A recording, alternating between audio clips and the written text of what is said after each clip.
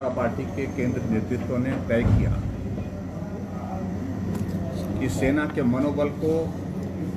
और मजबूत करने के लिए आज समाज को सेना के साथ खड़े हुए देखना चाहिए। और ऐसी स्थिति में भारतीय जनता पार्टी ने पूरे देश भर में तय किया कि हम तिरंगा यात्रा के माध्यम से इस संदेश को देंगे। भले ही कॉल भारतीय जनता पार्टी ने दी है,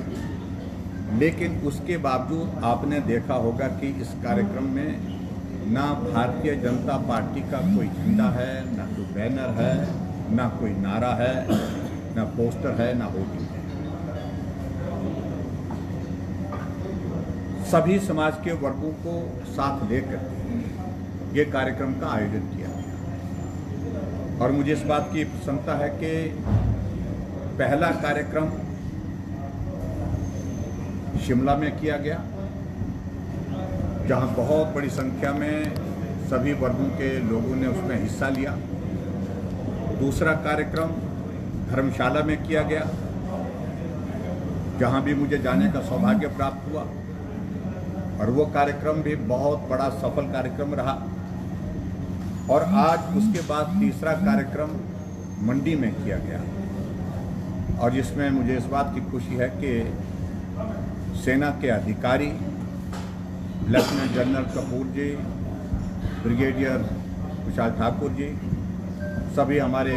यहाँ के माननीय विधायकगण, व्यापार मंडल, बहुत सारी सामाजिक संस्थाओं के चुने हुए प्रतिनिधि,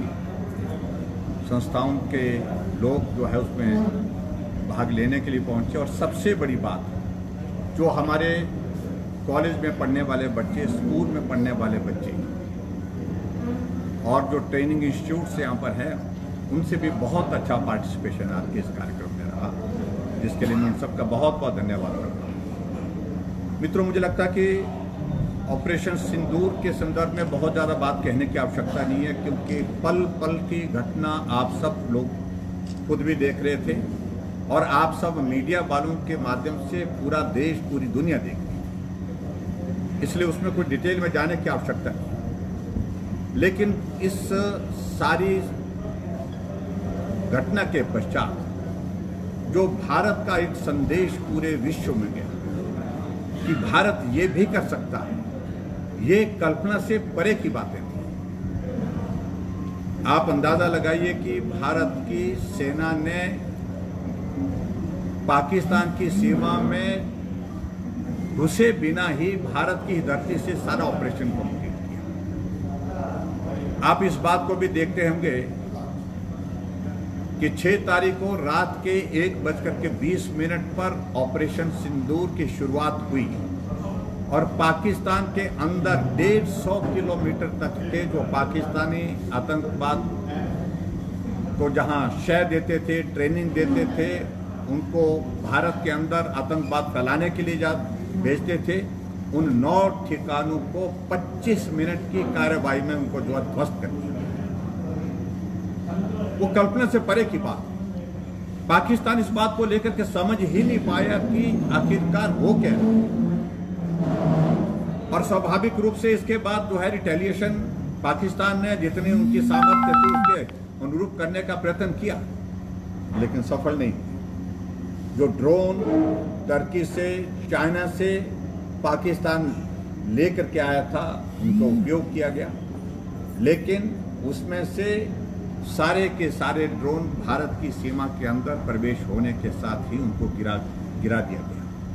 ये भी एक बहुत बड़ी, जो हमारे डिफेंस के क्षेत्र में जिसको हमारा उसके बाद करने का, तो भारत को इस बात को लगा कि और ज़्यादा बड़ा संदेश देने की आवश्यकता है, और कार्रवाई हुई। और उस कार्रवाई के अंतर्गत पाकिस्तान के एयरबेस ध्वस्त कर दिए गए। लगभग 30 जगह आर्मी इंफ्रास्ट्रक्चर, एयरबेस और इसके साथ साथ जो सैन्य ठिकाने इनके जो है उनको निशाना बना करके सफलतापूर्वक जो किया गया था उस टारगेट, बहुत सफलतापूर्वक ये सारा ये हुआ है। और आखिरकार हालात ऐसे बने, परिस्थिति ऐसे बने कि पाकिस्तान ने पूरी दुनिया के देशों के माध्यम से ये संदेश देने की कोशिश की कि किसी तरह से अब हम पर रहम किया जाए। अब इससे ज़्यादा हम जो है वो लड़ाई लड़ने की स्थिति में नहीं है और कई राष्ट्रों के साथ, कई देशों के साथ बात करने का प्रयत्न किया कि शांति पाकिस्तान चाहता है, मध्यस्थता करें, लेकिन सभी देशों ने जब मध्यस्थता करने के लिए जो है वो आगे बढ़ करके हिम्मत नहीं जुटा पाए, क्योंकि भारत का रोष और आक्रोश देख करके और भारत का पराक्रम देख करके ऐसी स्थिति किसी देश की नहीं बन पा रही थी। अल्टीमेटली पाकिस्तान के जो डायरेक्टर जनरल मिलिट्री ऑपरेशंस, उन्होंने हॉटलाइन पर डीजीएमओ जो हमारे भारत के, उनके साथ संपर्क साधा कि अब बस हो गया, हम अब शांति चाहते हैं और सीज फायर के लिए हम आपसे निवेदन करते हैं। उस दृष्टि से सारी चीज़ आगे बढ़ करके एक स्थिति पहुंची। भारत ने उनके उस आग्रह पर विचार किया, लेकिन उसके बावजूद भी मैं बड़ा स्पष्ट कहना चाहता हूं, जो आदरणीय प्रधानमंत्री ने जो संदेश दिया है वो नहीं हुआ है। पहली युद्ध रोका गया है और ये निर्भर करता है पाकिस्तान के ऊपर और पाकिस्तान किस प्रकार से आने वाले समय में व्यवहार करता है। अगर पाकिस्तान फिर से जरूरत करेगा, हिम्मत करेगा भारत के साथ किसी तरह की ऐसी बात करने की, तो उसको मुंह तोड़ जवाब दिया जाएगा।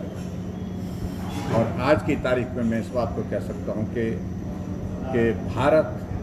पूरे विश्व में एक संदेश देने के लिए भी सफल हुआ और भारत ने बड़ा साफ शब्दों में इस बात को लेकर के ये भी पहली बार एक फैसला लिया है, एक नीतिगत फैसला लिया है, any act of terrorism will be considered act of war. ये भी एक बहुत बड़ा फैसला भारत की सरकार ने लिया, जो आज से पहले कभी नहीं लिया गया। तो ऐसी बड़ी चीज़ों को लेकर के मुझे बहुत डिटेल्स में कुछ कहने की आवश्यकता नहीं, लेकिन आज अगर भारतीय जनता पार्टी ने, हमारे नेतृत्व ने तय किया कि ये देश भारत की सेना के साथ दिखना चाहिए, ये देश भारत की सेना के साथ साथ में भारत के नेतृत्व के साथ देखना चाहिए, नरेंद्र मोदी जी देश के प्रधानमंत्री जी के साथ दिखना चाहिए। और इसलिए हम जहां भी इस कार्यक्रम का आयोजन कर रहे हैं, आप देख रहे हैं कि बहुत बड़ी संख्या में सभी वर्ग के लोग आकर के इसमें अपना सहयोग दे रहे हैं, समर्थन दे रहे हैं। और उसी के अंतर्गत आज मंडी में ये कार्यक्रम आयोजित किया गया, तिरंगा यात्रा, और इस तिरंगा यात्रा के माध्यम से जो भारत की सेना है उसको एक बहुत बड़ा संदेश कि हम चट्टान की तरह आपके साथ खड़े हैं और इस देश की रक्षा के लिए इस सिंदूर ऑपरेशन के दौरान जिन देश के हमारे सैनिकों की जिंदगी चले गई, जो शहीद हुए, उनके प्रति अपनी संवेदनाएं, उनके परिवार के प्रति अपनी संवेदना व्यक्त करते हुए, उनको श्रद्धांजलि देते हुए अपनी बात को आज हम इस प्रकार से पूरा करते हैं। और जो परिवार पहलगाम की उस घटना के पश्चात शोक में है, उनके प्रति भी अपनी संवेदना व्यक्त करते हैं। मुझे सिर्फ आज की इस छोटी सी ब्रीफिंग में यही कहना था। आप सबका बहुत धन्यवाद। सर, सीज फायर और जो मध्यस्थता हुई है उसे लेकर ये देखा जा रहा है कि कुछ लोग संतुष्ट नहीं है, बार बार जो है इस पर सवाल खड़े किए जा रहे हैं, इस पर आपका क्या कहना है? देखिए मैं साफ कह रहा हूँ कि राजनीतिक मकसद के साथ कुछ लोग बात करने की कोशिश कर रहे हैं। अब तो डोनाल्ड ट्रंप ने बेस्पष्ट शब्दों में अपनी बात कह दी है, और जो बात कह दी है उस बात के हिसाब से उन्होंने कहा कि हमने मध्यस्थता नहीं की। हमने जरूर चाहा कि दोनों देश के बीच में शांति स्थापित हो, युद्ध विराम हो, और इस सारी चीज़ के लिए जो है मैं दावे के साथ कह सकता हूँ, इस बात को बड़ा स्पष्ट कहता हूँ, भारत को किसी के मध्यस्थता की आवश्यकता नहीं है। आज़ाद भारत के इतिहास में सबसे मजबूत नेतृत्व भारत को आज की तारीख में देश के प्रधानमंत्री के रूप में नरेंद्र मोदी जी मिले हैं, और वो किसी के सामने झुकने का सवाल ही पैदा नहीं है, सक्षम है निर्णय लेने के लिए। और मोदी जी ने बड़ा साफ शब्दों में कहा है कि अगर पाकिस्तान ने फिर से गलती करने की कोशिश की तो अपनी शर्तों पर हम अगली कार्रवाई करेंगे, अपना फैसला करेंगे। ये भी देखा जा रहा है सर, जैसे POK है, अगर सीज फायर नहीं हुआ होता, युद्ध नहीं रुका होता, तो शायद हिंदुस्तान का आज POK देखो, हम शायद पर हम नहीं जाना चाहते कि वर्तमान में तो ये है कि हमारी सरकार ने बड़ा स्पष्ट किया कि हमारा पहला टारगेट था आतंकवाद के खिलाफ लड़ाई, आतंकवाद के ठिकानों को नष्ट करना, आतंकवादियों को मारना और आतंकवादियों को पाकिस्तान की धरती में जहां सबसे ज़्यादा सुरक्षित महसूस करते थे